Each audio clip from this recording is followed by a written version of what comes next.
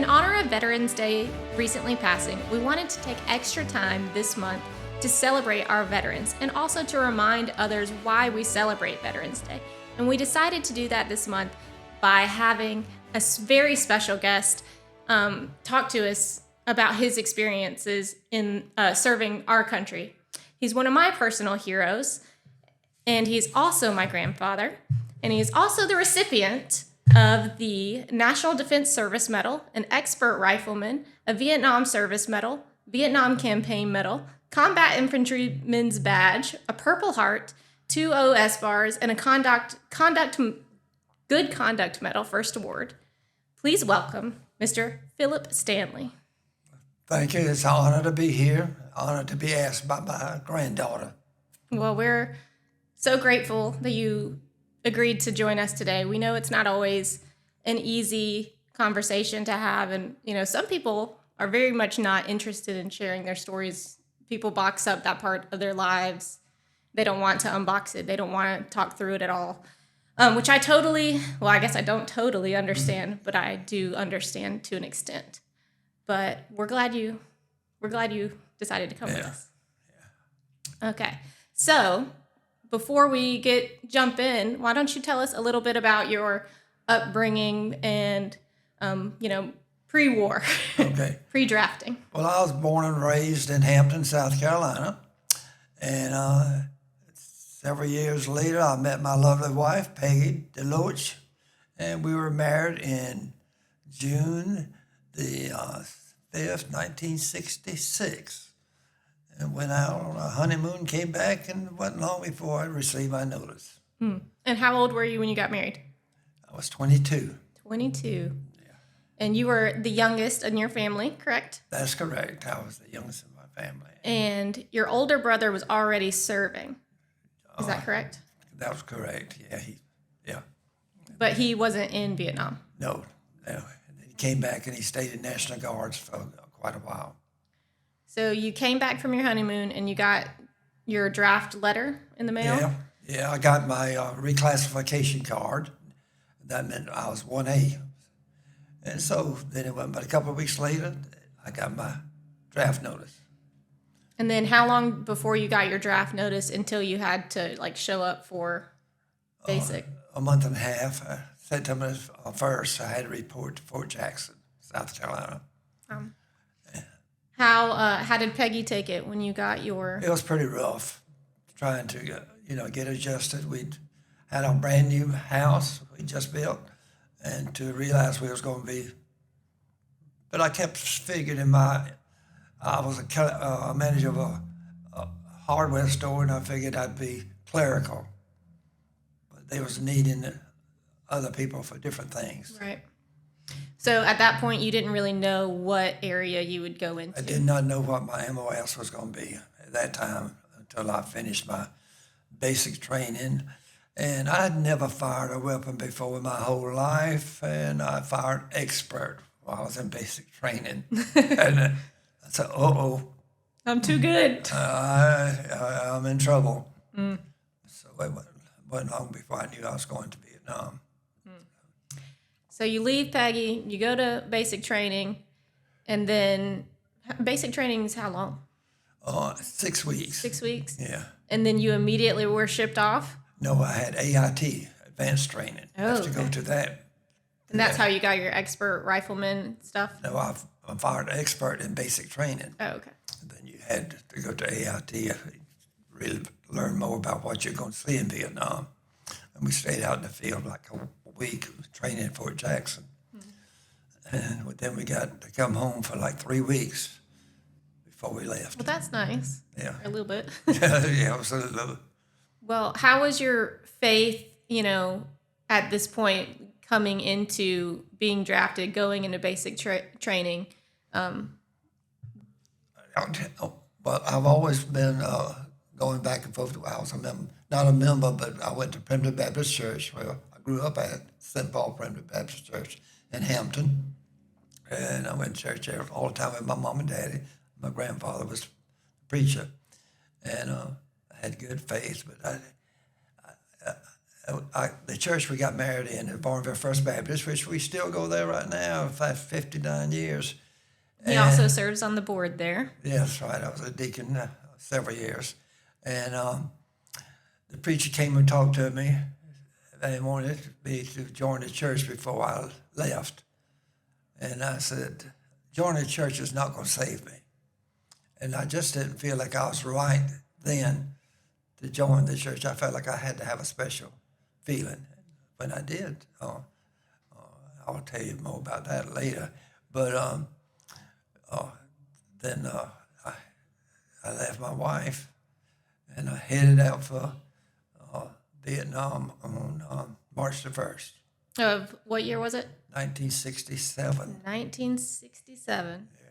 So you get there and they just drop you off. Was it like a slow introduction, or was it like boom?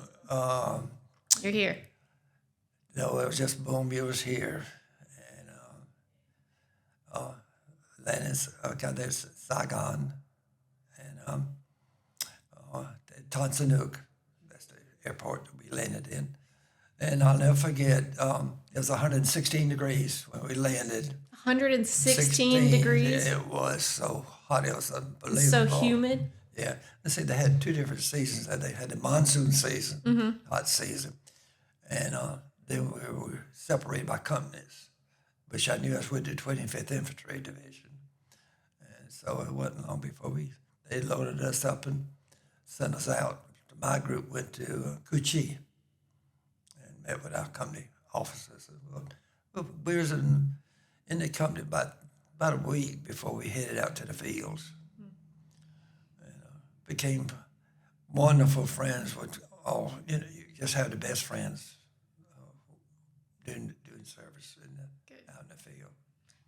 How much did y'all know about, like, the upper kind of the direction of the war, basically, not nothing. We didn't know anything. We was blindsided and we headed out because all the messages that everybody got back home was not true. Oh, really? They wasn't telling the truth, and how many people we lost during the days, they wouldn't tell the truth. And I'll refer to that later. But yeah, they just wasn't, and I don't think we was prepared for what we went over there for. Right. And I personally, as we sat there and talked, what was going to happen, where we were going. Yeah. But we was issued our weapons, and then we headed out and went out to the field and several operations. And they were always kind of worried about me because they said, Stanley, you're not sweating. You're not sweating. I just don't sweat. But you need to sweat. But it was hot. It really was hot. So, but that was the first month. And let's see, it was probably about the middle of 3rd of March when we went out in the field the first time. And from then on, we kept going out in the fields, operations. And from then on, it was pretty rough. Yeah. I've heard, little stories kind of throughout my life, but not ever in a sit-down kind of setting where you kind of talked about all the things. And I know you made, some great friends that you still keep in contact with, and, some that you have to keep in contact with their families now. Yeah. But before we get into all that, Vietnam was very controversial from the home front as well. So what was all the citizens, I guess, at that time, what was their take on it? Like, were people against just the draft in general at that time, or were they angry that we were there, or were they in support of it? They was angry that we was there. They was angry that our country, our leaders has led us into that conflict because the people that was in the company, that was the militaries, that was in Georgetown, the United States got in there, they left. Yeah. And we were just into new territory. And it was a different world that we were talked about. And we did not realize what we was going into. At least I did not know. I don't realize, but you had good friends you could depend on. And you're just not used to that surroundings.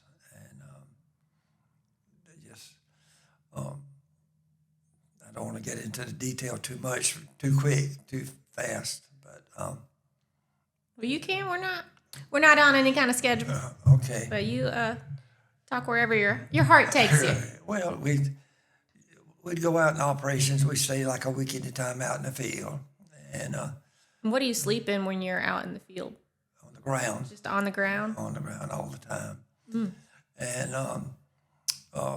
we'd, sometimes we'd have a tent, and we just lay underneath the tent. But we really didn't need anything until the monsoon season. But most of the time we just dug into foxholes, dug a foxhole, and three of us would stay in that foxhole and take turns of being alert. Yeah. And if you ever hear that you look at a tree long enough, it'll move. We was out on a nighttime patrol, and we was in the foxholes. And I told Sutherland, I said, I see somebody moving. I see something moving. He said, "Oh, Stanley, shut up. It's nothing out there." Which we put out some claymore mines, and it was little square claymore mines around our areas. And so I said, I think we got company. He said, "No, it's those trees are just moving." Well, the next morning when we went out to get our weapon, our claymore mines, they had been turned around. And if we had mashed the control on our claymore mine, we would have been the ones that was So killed. somebody was out there. There was VC out there, and we set out those claymore mines, and it was like in daylight, but we didn't see anybody around us, but they saw us. And during the night, they sneaked in there and turned those claymore mines around. So I told them, I said, "All right, buddy." They had turned those claymore mines around. That's scary. And but I think we learned our lesson. But it's true. You can look at a tree long enough, and it will move. But we just we lost so many. We came back into our company and headed out the next morning, and this was one of the times we stayed out in the field 30 days without taking a bath. Wow. Without taking a shower. And our company commander came out and to check us out and asked us to take our boots off. And we had jungle rot so bad that his skin just came right off. Ooh. Did it hurt? Oh, yeah. It didn't until we took our shoes off, then the skins came off. But so he sent us back into base camp. And that was a Coochie. And had to stay there for about a week, dry out. We walked around in Coochie, just in our box shorts. And somebody had their daddy owned a seafood place and sent out crab legs. And when we got back into base camp, everybody was told us we had a surprise. So we went and ate crab legs. I mean, there was so much food there. I mean, we were so excited. Aww. And we sat around in our box shorts and ate crab legs. But then we had to go back out in the fields. It wasn't long. How many of y'all would go out when you say, like, go out into the field? Was it, like, small groups, or was it just large? No, it was, well, I was in Charlie Company. We had like 5 platoons. Okay. And, but like Charlie Company would go to this area, Alpha to the right, and we'd go in, and the helicopters would bring us in at certain different areas. And I might as well tell you this. There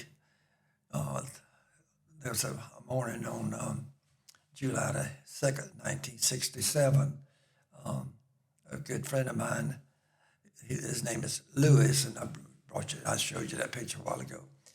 And he always kept talking, and he was from Earhart, South Carolina, which was not far from Hampton. And he said, Stanley, he said, you be careful. You got a wife to go back to? He said, I don't have nobody. I said, oh, Louis, you do.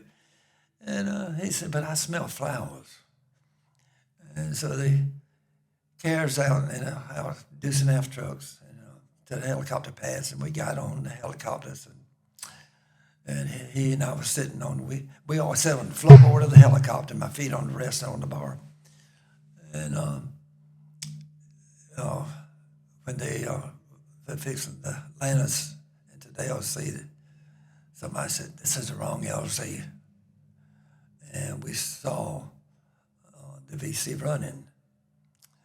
And as we jumped off the helicopter, I don't remember anything for a while afterwards because we were hit with a rifle grenade. And then as it exploded, it blew Louis and myself up in the air and landed back down. And I was in pain. I knew I'd been hit.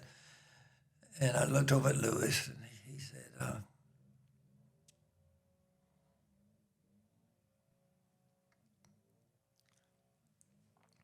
he said, Stanley, please don't let me die.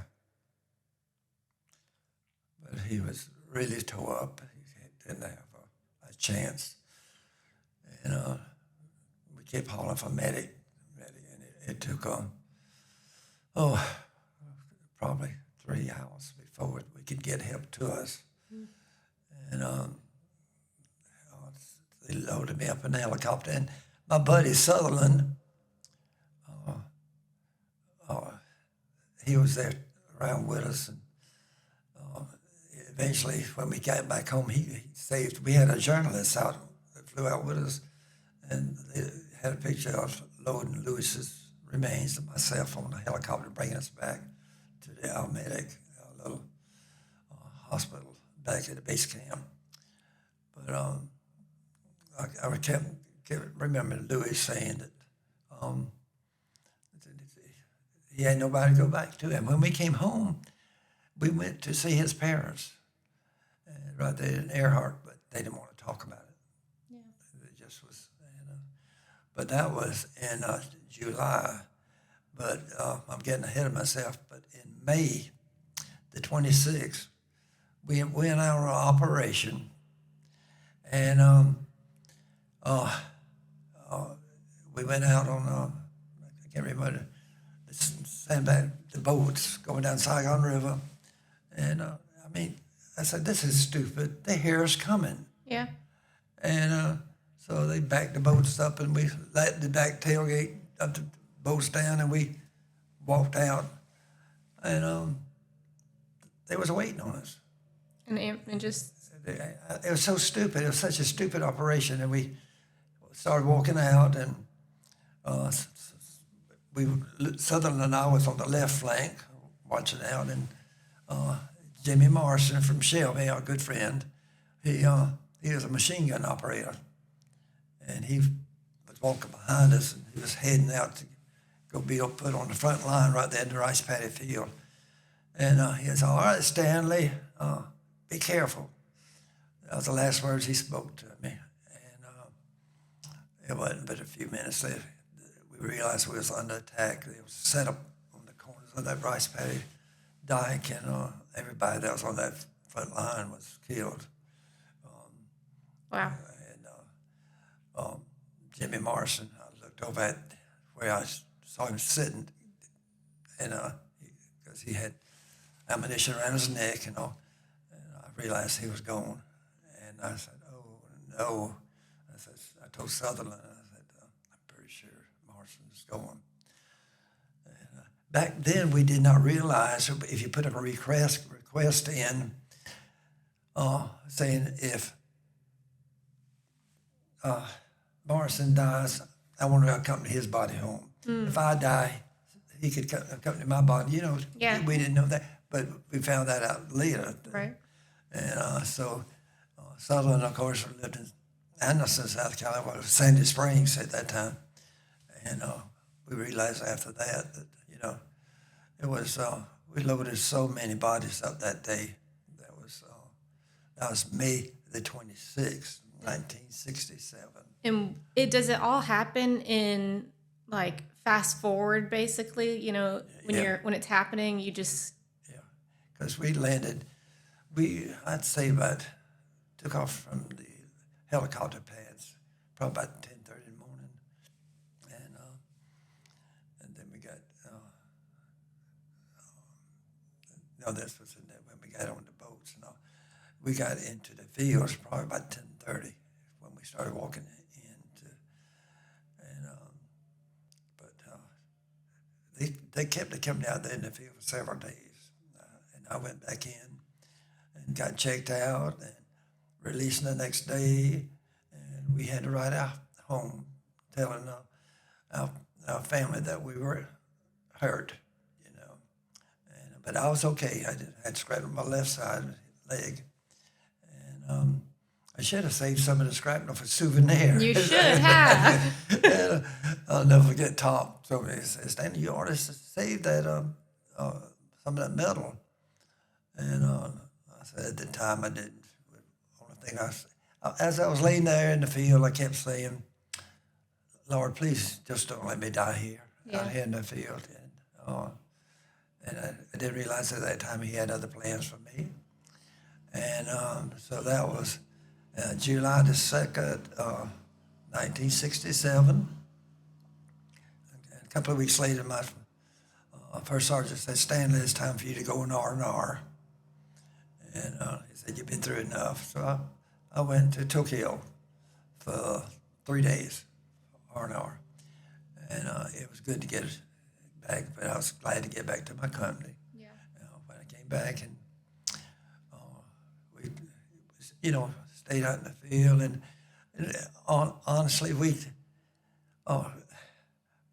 one night when we were out in the field, there was a big bomb crater, and one of the guys in the company said, "I'm gonna fix my hoosh down here." So he had a tent down there.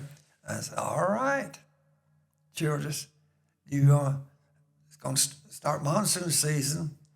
Needless to say, it started that night. Oh, no. And the next morning, I was half awake, and I crawled over there, and I said, "Y'all all right?" And he said, "Oh, Stana, we done already out of it." And I said, "Well, thank God." And because, we would lay out there at nighttime. Monsoon season, it would rain 2 or 3 hours in the morning. Then the sun would come out. And then it would rain again in the afternoon. And nighttime, we'd be laying out there in the rice paddy fields. In the rain? In the rain. Were y'all able to get dry, or was it? No, you had to, the only way you dried was the sun come out. And that's what's caused the jungle rot. We just dry, wet.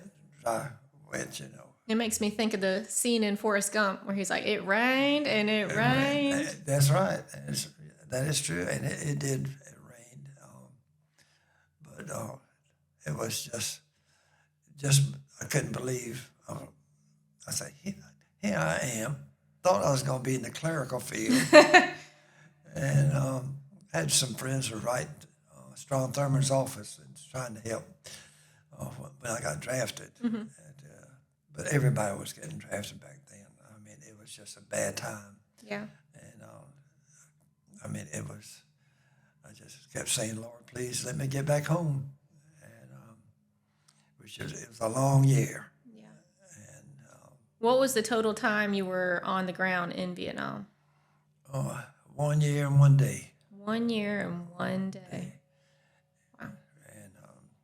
And I had a picture taken of me with we had those pythons, big snakes. Yeah.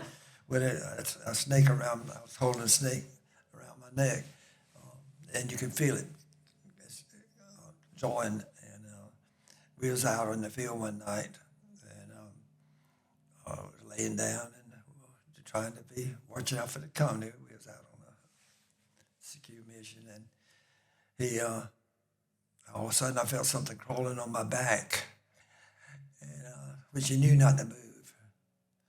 And because they had stakes, what they call snakes, they call it step and a half. And I didn't move. And so the next morning when the sun came up, I said, did y'all feel something? Did y'all feel something? Well, I can't say the language. But they said, hell yeah, Stanley. He said, but we couldn't move because if it was a step and a half, a step and a half, those snakes like fleshy. Oh, no. You know, and you don't have a chance. I mean, I was a tunnel rat for a little while, and you had to be careful because they would hang those snakes as you go into the entrance of those tunnels, and they would bite you, and you wouldn't live long. I mean, it was true that they were very poisonous. What did you do in the tunnels? You just hang out? No, you walked in to see what was around in there and all that. They're big tunnels? Like you could stand? Well, once you got in there, you could kind of stand up. And it was weapons. We found weapons. And then we would blow the tunnel up. Oh, okay. And it was bad guys' tunnels. It wasn't y'all's tunnels. And they would go out. See, they had an exit. And as you go in, they going out because they had a pot with boiling food in it when we went in the tunnel one time. But I wasn't a tunnel rat long. We took turns. That was not a good. I was cutting a trail. I was a point man. And you can only imagine me doing all this. And I had my machete in my hand, cutting the trail, and Sutherland, my buddy from Anderson. And then all of a sudden, he said, Stanley, I'll put it in different terms, my God, stop. And what I had done, I had cut a booby trap in half. The wires, they had a lot of homemade booby traps, and the wire was rusty, and the pin that was going in the can, it stuck. And it didn't pull out. If it pulled out, you would have been trapped. We would not have been here. Sutherland and I would not have been here because he was walking with me. I had a 12-gauge shot. I walked with a 12-gauge shotgun. That's how I was a point man. Mm-hmm. That's hard to believe you walk with a 12-gauge shotgun. But that's what I had when I was a point man. Mm. But so many, different experiences and all. But the Lord got through me. The Lord brought me home, and then on February, I was about the middle of October. I'd got ranked pretty fast. That's what I was looking at. Mom sent me your I guess this is your discharge papers. DD 214s, and it tells you your rank. And I went over there as a PFC. Mm-hmm. It wasn't long, but I was a sergeant. That's what it says, Staff Sergeant T, and it was E6. Yeah. So I Googled that because I didn't know what it meant. Yeah. And it was like can take years to get that. Yeah, and I was like, he was not there that long. No, I was a Staff Sergeant probably in 4 or 5 months. I was a platoon sergeant. Because you were a good leader? Yeah. And I had like 16 in my platoon. We all looked out for each other. What did that responsibility feel like? Oh, Lord have mercy. You would have meetings with the officers. Then you would have to come back and have meetings with your platoon and tell them what the responsibilities was going to be when you went out on the operations. And it was a lot of responsibilities. I did not know I would ever get ranked like that. In fact, when I finished my 2 years in service, I was offered a good deal. They told me this, Sergeant Stanley, if you agree to stay in for 4 more years, we'll give you $10,000. But we will, we might as well tell you, you'll get a notice to go back to Vietnam in 30 days with your rank and your experience and your knowledge. No, thank you. Absolutely not. Nope. I said, I'm going home to my wife, and which I did, but back in October, the top came back to me again, and he said, "All right, Stanley," he said, "you've been through more than the average person has. Why don't you one of the other guys said, y'all go to, let's see, Singapore. Yeah, Singapore. Singapore. And that place, Tokyo, I did not like. Singapore was nice. That's good. And you was treated wonderful, you know. And so I went for 3 days. But I was tell you, I was so distressed and all. I just kind of laid around in my room, and but that fella I was showing you a picture of when we was in Tokyo, and I mean, a lot of tourists in Tokyo back then, and he kind of watched out for me, and he said he was going home. But he wanted to go to Tokyo first, and I wish I remember all these people's names, but I can't. But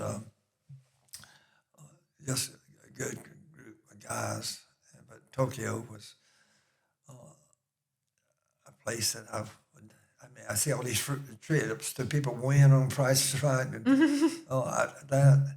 And I saw a couple of times where they went trips to Vietnam, but a good friend of mine, Denny Zeus, he died of Agent Orange, and he became a member of our church.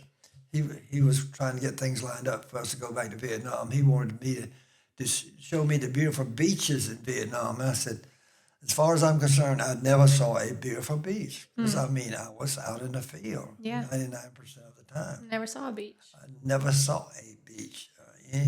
I never saw anything pretty. When we moved from Cu Chi, we moved to Tay Ninh, and they had a mountain that you would not believe. Just it's a mountain called Black Virgin Mountain, and they said it was a training place for VC, and you didn't see them, but they were in there. And we every time we'd go out in our trucks to go out to the helicopter pads, we got fired upon. But it was called the Black Virgin Mountain. So did y'all mingle at all with the villagers, like the people who lived there? No. No? Y'all weren't allowed to talk to them? As far as we went in to base Cu Chi, where the Vietnamese had huge shops set up, and some nasty shops. So, but as far as I'm concerned, we'd ride in. They'd come pick us up sometimes right there at our gate, and they had these little helicopters, motorcycles with the little covers on the back, and one or two of us jump on the front end of a motorcycle, jump on. We had to be real careful. Then we was out there one afternoon, and we started getting fires, so we had to hurry back to the base camp, and because you didn't carry your weapons with you when you walked into town. Were the people like grateful y'all were there, or did they seem? Oh yeah, they like they call GI's number one, GI number one, and that's okay, and I'd say number 10, but it was unbelievable. They treated us pretty nice because they knew we had money. Yeah. And which the last time I went on R&R to Singapore, and I told Tom, I said, Tom, I don't have any money. He said, Stanley, I got some money. And I said, well, I'll pay you back. So I'll never forgive me. He gave me $100. Now you can imagine what $100 would take today. That was a lot more. And so she flew out, and then they got to Singapore and that night. But it was nice, and they come back. But we took a tour of Tokyo. They carried us up to several things, the worship centers and all, and it was pretty nice.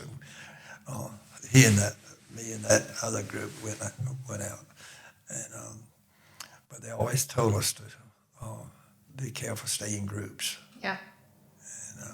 And, are you in your military kind of like outfits, or you're in regular civilian clothes? Regular civilian clothes when we was on R&R. Good. Yeah, and it was nice. So you said you were in Saigon. That was the one where the boat, y'all got on the boats and everybody just got you. Now, is that the Battle of Saigon that they talk about? Not that. No. There's too many operations, Saigon River, we went down the Saigon River, got sent by boats. But I keep kidding. I'll never forget, I said, that was the most stupidest operation I ever been on, because, they heard us coming. Yeah. And I felt like, because, we lost 16 out of our little A lot. company, Charlie Company. And, but, oh, Lord, you just never know what's going to happen. Right. But you were able to keep writing letters home the whole time? Yeah, I'll never forget when Peggy got the letter.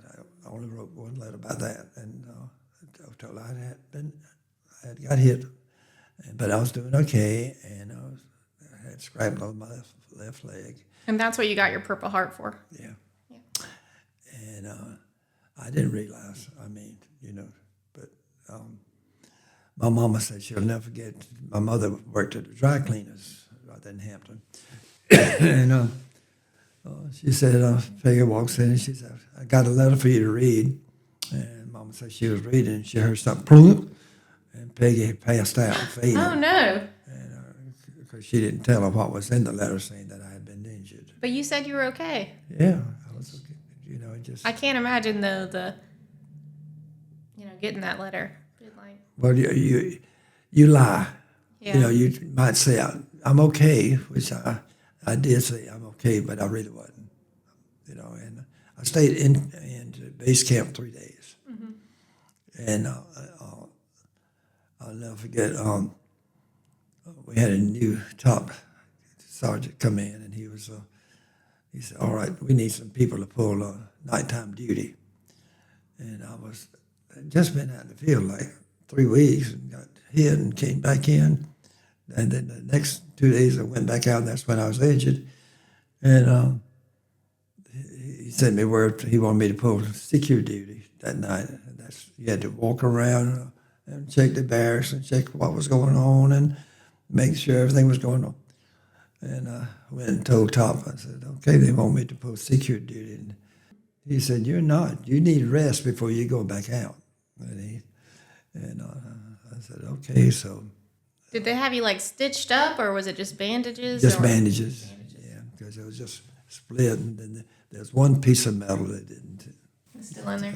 It didn't take out. It was a small piece, but it was resting on a nerve. And so, but they treated you good in those little base camp hospitals. Good. My little nurse was sweet, they can be. It's all worded if because you're laying on bunks, these canvas bunks, and those other fellas that's really hurting bad, and you say, why am I just here? But they just checked out right, and wrapped my leg, and said, I said, I'm okay, and so it didn't take long, and then I went back to base camp. But I tried to call Peggy that night, mm-hmm. and there must have been 25 guys standing up that called home. And of course, when you called home, it was a lot of difference in time. Yeah. And I know I wrote when I was going to be on. I was on R&R, and I told them I called one time. I said, okay, I'll call, and I think they waited for me to call. Peggy went to Mom and Dad's house. And they was waiting for me to call, and finally got a line through, and everybody left to go back to their homes except for Peggy, was still at Mom and Dad's house. And we got to speak for a few minutes. But those phone calls, Peggy said back then our phone bill was like $300 a month, Just because you would call? Those long distance calls. Oh, wow.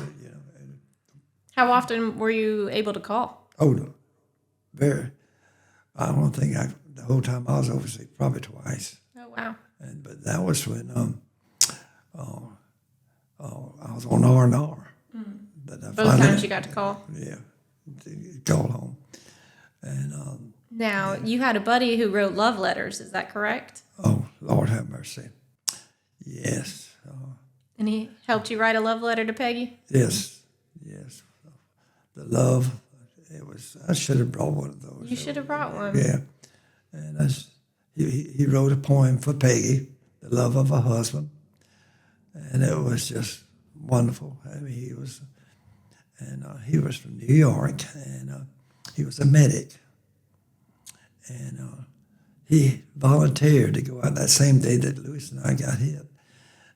He had 10 more days. And the operation we was going out on that day was supposed to have been an easy operation, and he didn't come back. He was killed. He didn't get off the helicopter, and he was killed. But yeah, Johnson Xavier. Yes, Johnson Xavier. And he was from New York, and it was, yeah, he wrote some good poems, and I keep getting everything together, and it wasn't long before, it seemed like a long time, but when Top came to me, he said, all right, Sergeant Stanley, you're going home. And I said, what? And he said, yeah.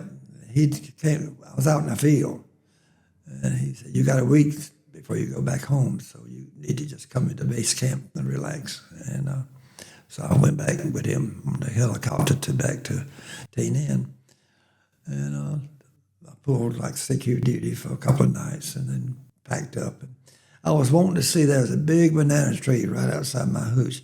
And I just was home. I said, Lord, I hope they're going to be right before I leave. But it was a big banana tree. And but it was, and I during the time, when we found all the weapons in the tunnel, I had one of them. And back then you could bring it back on the plane with you. And but you have to have paperwork. So when they carried us back, which I was over there doing,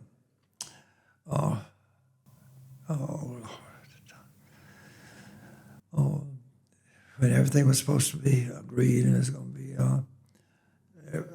quiet, and time. And so we toured, when we went back through Saigon, it was a mess because, but anyhow, when we got back and got out, they was ready to load on the plane to come back home. We flew at Pan Am coming back home, and I had my weapon fixing. They said, "Sergeant Stanley, where's your paperwork?" And he said, well, "Just stay here, right? I'll help you get your paperwork. It'll take a couple of days." And I said, "No, here it is." Just and gave it. I said, "I'm coming home." Yeah. And so we loaded in the plane to come home, and took off. And the time we took off, we had incoming, and that plane went straight up there and all, and they had a good meal waiting for us. The stewardesses were so nice and all. Aww. And our first stop was Hawaii, and they treated us so wonderful. I said, "Oh Lord, this is wonderful," And they gave us some food to eat. And I think we must have had like a 2-hour layover in Hawaii. Had 2 different stops, and then we landed and came back to Fort Ord, California, where we was issued uniforms, and where we realized how we were going to be treated when we got home. How did you figure out that you were going to be treated not? They told us before we got off the plane. Oh, okay. They said, it's not going to be too easy. You're going to be surprised at how you're going to be treated. So there was buses to load us home. But as we got on the buses, people were throwing things at us and hollering profanity and all. And then we went to the base, to that camp, Fort Ord, and got issued uniforms and all. And took us a while. And as they told us again, as we started to leave, be careful going out. And they were throwing things at us, and it was just unreal. And got into our buses, like 2 buses. We knew the plane was waiting for us. And our bus broke down, which we had police escort. Mm-hmm. And the plane, but it went long before they got us another bus. And got back to the airport. And I saw the Golden Gate Bridge. And so they said, you ought to look to your right. And I said, oh, Lord, have mercy. And but I called Peggy from Hawaii. And I said, as far as I know, they told us about when we'd come home. And I said, okay. And they told me, I think when I got back to Fort Worth, California, I called Mama because I couldn't get Peggy. And I called Mama, and she was working. And Mama said, she'll never forget. They said, we have a long-distance collect call from Sergeant Stanley. Will you accept charges? And Mama said, of course I will. I said, Mama, I'm coming home. I'll be home tomorrow morning. Can y'all pick me up at the airport in Augusta? Bushfield? I think. And they might be changed the name now. But I said, can y'all be there by 10 o'clock, 10:30? Yeah, we'll be there. We'll be there. Okay, I said, where's Peggy? Been trying to call her. So when she and her mama rode over to Valor, she was going to get a pair of shoes. And she said, I'll tell her, we'll be there. And so, of course, when I could see them as the plane was coming down. I showed you some pictures as we landed. I said, oh, my Lord, have mercy. And everybody's in such a hurry to get off, to get off the plane. And there was my whole family, my mom and daddy. My dad was in a wheelchair, but mom and dad and Peggy's mama and my sister and her family, my brother and his family was all there to meet us. Did you cry? Oh, Lord, yeah. There's a time to cry and celebrate. But now we were treated so much better when we landed there. Good. Everybody's so happy, clapping their hands, shaking their hands and all. But my engine caught on fire. It was just a smoking as we landed. Oh, my goodness. I'll never forget Mama said, we was worried that the engine on the plane started smoking. And I said, well, I'm glad it didn't catch on fire, Went through everything out there and then came home and you get killed. Can you imagine? But so we came home and a few days later, my buddy Sutherland, he came home. He was living in Anderson. So we made arrangements that we got together to go to Shelby to visit our buddy, Jimmy Morrison, and put some flowers on his grave. So he and his wife and Peggy and myself went, and we did that, and we were close friends forever and ever and ever.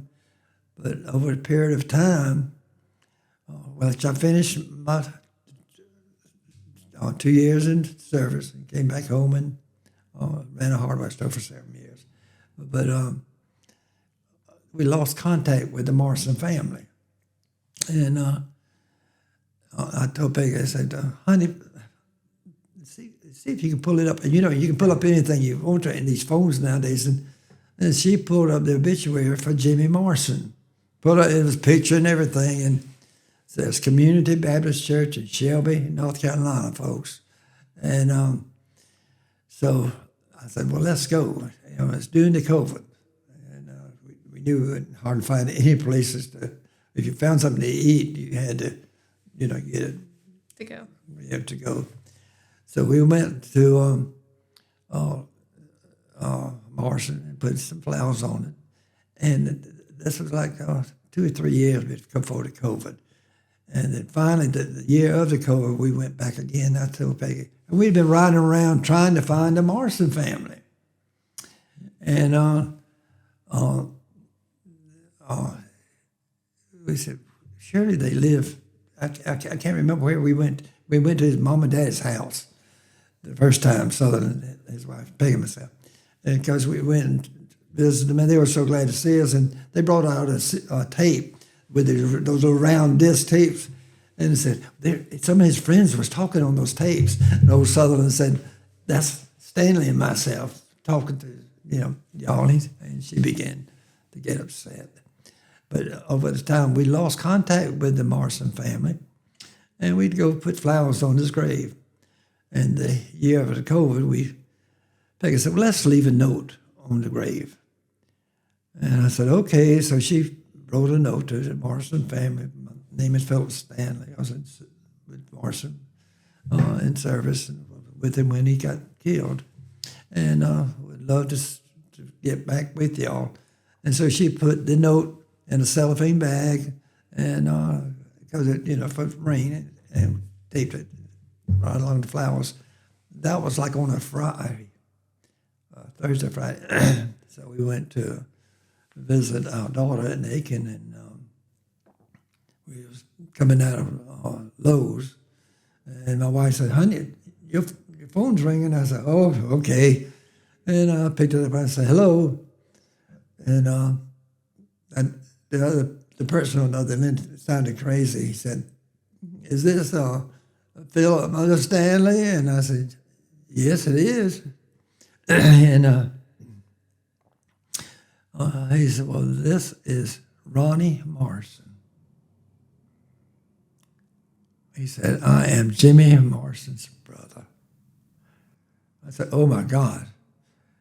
And he said, we found your note. And he said, you will be getting calls because I've already notified it. And I said, well, I knew he had a couple of brothers. And he said, no, he was one of 11. I said, what?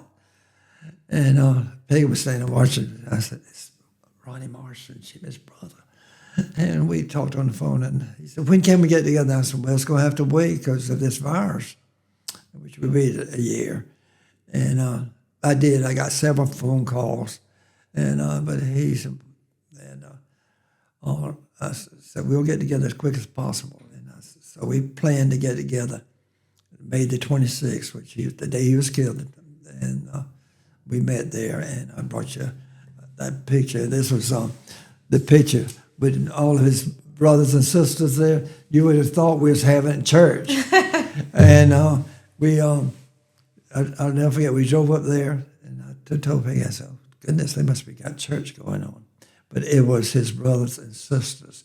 I got phone calls from his sisters and his brothers and his nephew. There was a service. He was stationed in Fort Bragg, North Carolina, and he told his commander that I was going to meet, they was going to meet with him. And he said, well, you need to go meet with him too. And they gave him a couple of days off, and he walked up behind me, tapped me on, and he said, Mr. Stanley. And I turned around. I thought I was seeing Jimmy for all over again, and it was his nephew. And so we hugged, and it's just like a family now. And the next year, a couple of years afterwards, Sutherland was going through rough times, and eventually he got where he met us too. So that was us three back together again. And God had brought us back. But, God had plans for me because here I am today. I look at Peggy sometimes. I say, honey, God is so good. I said, we had 3 wonderful children. We had 7 grandchildren. Mm-hmm. Now we have 5 great-grandchildren. 6. Harper. Isabel's. We have 2, 4. Oh, it is 5. Oh my goodness, I don't even know. It's 5. I'm sorry, don't tell me I forgot. No. There's 5. It's 5. The Harper, and just so many people recognize veterans, and this picture right here is when I went and walked with my great-grandson Connor at his school, and we walked through, had such a nice welcome, and had a little accident while I was there. I don't think they'll invite me to come back. But it was so wonderful to walked around through the school with a lot of the military, different branches, and I had an accident, fell, but my great-grandson Connor, he held onto my hand, and a couple of other veterans held on to me. I made it back to the gym and sat down. But that was just another wonderful experience. But God has been good. And still doing good. But when I came back, after I got out of service, the pastor at that time was Jimmy Farmer. And he came around and he had a 1965 red Pontiac, and he helped me wash it, and we talked, and he just knew that I was about ready, and we went to church that Sunday, and that Sunday he'd already finished the last hymn, and he said, "But I knew the feeling was there, Phil." And I looked at Peggy and I said, "Are you ready?" And she said, "Yeah." So we joined the church and been members there since 1969 when we joined the church there. And all our children got married in that church too. And Pretty special. Yeah, I tell you, I thank God for everything, because I really didn't think I would come back. And but it's just a pleasure to be asked to come and speak today. You know, I told Kelehear, please have plenty of tissue. And you haven't even needed one. A You've been so strong. Yeah, a couple of times I got kind of choked up, but it was anybody that. It's still hard to believe that what went on in Vietnam. It is. And, just the draft in general, it's a completely different experience, I feel like, than volunteering. Yeah. And so it's, you're going to be here and you're going to do this, and it doesn't matter. When I was standing there, they had a pre-induction and at Fort Jackson, and then we were standing in line, and I did not know they was drafting for Army and Marines and all, and I was standing in line, this fellow was standing behind me. He said, I got to go to the bathroom. And I said, okay. And he said, kind of save my place. Well, he was gone for a good while. Somebody else stood in his place. And we got to the line, and so they pulled me out of the Army. The next fell behind me, Marines. And so I forgot who he was, but he said, "Oh my God!" He said, "I'm so glad I went to the bathroom." I said, "Yeah, because you would have been with Marines instead of staying right there at Fort Jackson." Wow. But had a lot of good friends at Fort Jackson. Do you believe they would ever do a draft like that again? I hope and pray not. I mean, because it was ungodly. Fort Jackson bus loads, and so many of my families, cousins and all, did not know. When I came home that Sunday, got back to Mom and Dad's house, I told us I wanted her fried chicken and her macaroni pie, and I couldn't even eat. It had been so long since I ate, right? C rations and K rations. And I weighed 137 pounds when I came home. Wow. And but then I started, but getting back to Shelby and Morrison's, those sisters and brothers called me and had one sister, Ethel. She wanted to meet me so bad, but she took the COVID and she passed away. And but on Veterans Day this past Tuesday, Morrison's sister Nancy called me. And she said, "I just want to tell you, it means so much for ever since your wife left that note, and we are all family now." I said, "Yes." And we've lost several. In fact, a couple of weeks ago, they lost a sister, and Sandra was her name. And Sandra and I talked on the phone, but she'd been in bad health a good while, and she wanted to meet me. But it was just like they wanted to touch you. Yeah. A piece of them. Yeah, and today, I was at my hut this week. It's amazing how somebody just said, "Can I touch the Purple Heart?" He said, "I've heard about Purple Hearts." And then they want to know, "How did you get that Purple Heart?" And I told them, and I said, "For injuries received in Vietnam." and but they'd come and touch it, and they said, I just want to tell my mom and dad I touched a Purple Heart. And I said, okay. And I even have my Purple Heart, the Purple Heart from my great uncle, from my uncle, Raphael Terry. He was killed in World War II. And which the Purple Heart was given to my grandmom and granddaddy. And so I have his Purple Heart. I have his letters that he wrote home. And even the commander and officer that wrote Mammy and Papa saying that he'd passed away, but they had taken care of the sniper. Well, There. So that's... How did it make you feel when the U.S. withdrew from Vietnam? When I left Vietnam and I looked as the plane flew out, I said, "Oh my God, I don't never have to go back to a country like this." It was, and you feel sorry for them, the people, but they didn't trust us, and we sure didn't trust them. Right.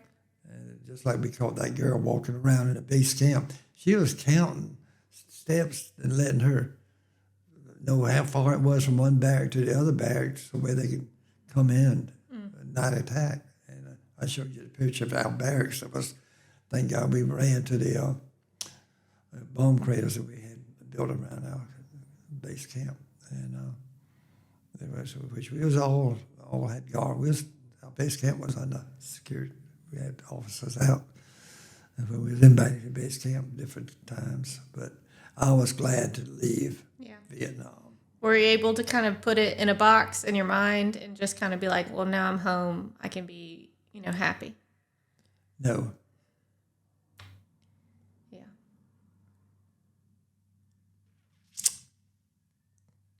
There's not a day that goes by that I think about something that transpired in Vietnam. What I saw, and it was, it was never declared a war. It was always considered a conflict. But I still think it's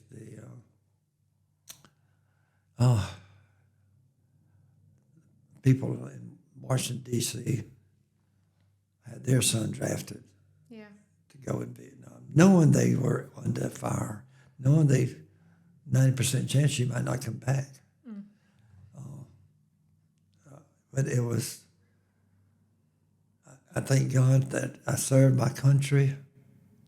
And my brother served my country. He had some personal problems, and he could have made 20 years, but he had just didn't take care of himself. And but I just hope they never have to do the draft again. Yeah. Well, I'm so grateful for your service. I'm grateful for your story, and I'm grateful for you as the patriarch of our family. Yes. Yeah. Well, I just thank God for our family. Yes. You just, God is so good to let me come back home, and I just don't know how close I was laying in that field saying, I will never see my wife again. And every time I go to a military funeral, and we went to several events this week, one in Columbia. I heard the ball. Yeah. Very fancy. And then we had a garden club event right there near the governor's mansion, and met a 100-year-old World War II vet. Wow. And he was walking better than me. And they have that event for Veterans Day and Memorial Day. And we tried to come to Kelehear. But I did contact when I talked to Nancy, I said, Nancy, my children are planning on coming this time. We're going to come on Sunday. the Sunday before Christmas. I think it's the 18th. And, no, the 14th. And we bring the wreaths across America because my American Legion hut is involved deeply. And, I think that's so special. The wreaths across America. If you don't know about that, you can Google it. It's very a neat thing they do. Yeah, and it's just, so if you ever have a chance to go to a national cemetery and see all those wreaths, and we go to Beaufort Cemetery a good bit and just drive around. We got friends buried out there. Do you get stopped a lot when you're wearing your hat or your vest? Oh yeah. Now my Laurel had some company or something made this vest for me, I like it. and so that's how I wear it today. But it was, she called and asked me a couple of questions about it, and every time I wear it, people said, "Where did you get that vest?" So last Sunday, I'm a member of the choir at our church, and everybody was putting their robes on, and I said, "Well, you don't mind. I don't want to wear a robe today. I want to just wear this vest to show people about the veterans." And sometimes I have to shake my pastor remember it's Veterans Day weekend. And Did they let you wear it? Oh yeah, they said, our music director right now, our main one is very sick. She's in MUSC right now, and Rebecca said, "Of course, it's a good thing for you wearing it." So her dad is a preacher. Yeah. And he, when he saw me walking in with no robe, he said, and then all of a sudden he saw the vest. He said, "Oh, okay." So it wasn't long before he talked about the vest and have all the vets stand, please. Yeah. They had our all of our veterans stand, and I was looking around. We have a great many vets in our church, and but not all of them served. Obviously like in battle, I would say, but we're going to try to get several of their stories as well. We're going to try to do a series on our veterans. Oh, that's going to be great. That's my plan. Yeah. But you are the very first one, and I thank you for coming on.